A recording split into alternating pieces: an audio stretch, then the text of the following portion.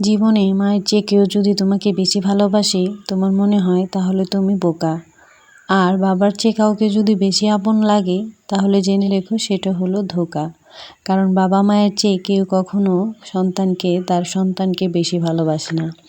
এটা বোঝার ক্ষমতা আমার এখন হাড়ে হাড়ে টের পাচ্ছি। কেননা স্কুলে যখন যেতাম মা রান্না বান্না করে সব কিছু করে রাখতো, শুধু আসতাম আর খেতাম। আর এখন আমি আমার নিজের সন্তানের মায়ের দায়িত্ব পালন করছি। এখন বুঝতেছি মা হওয়াটা আসলে কি কঠিন কাজ। দেখেন, বাচ্চাকে স্কুল থেকে নিয়ে এসেছি, এখন হচ্ছে সব কিছু সবজি টবজি সব করছি।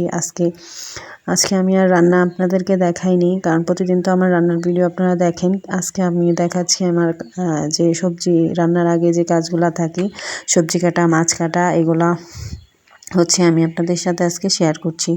দেখতেই পাচ্ছেন আমি হচ্ছে পেঁয়াজ, মরিচ, কাঁচামরিচ, তারপরে এগুলা সব কেটে নিয়েছি। তারপরে সালাদের জন্য টমেটো কেটে নিয়েছি।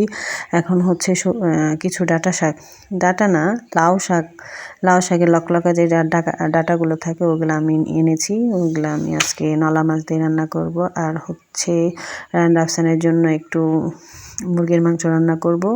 ওরা মাছ খেতে চায় না, আর নলা মাছে প্রচুর পরিমাণ কাঁটা থাকে, তার জন্য আমি আর ওদেরকে আজকে মাছ খাওয়াবো না। ওরা হচ্ছে আজকে মাংস খাবে। আর আমি হচ্ছে আলু, তারপরে সিম, বাঁধাকপি এগুলা দিয়ে একটা ভাজি করব আর মাছ রানবো, ব্যাস। তো এখন এই যে দেখেন কতগুলা কাজ, এগুলা করার পরে আমি 12টায় স্কুল থেকে এসেছি। এখন প্রায় 1টা বেজে যাচ্ছে, প্রায় আজানও দিয়ে দেবে। তো আমি এখন কাটা বাছার মধ্যেই আছি।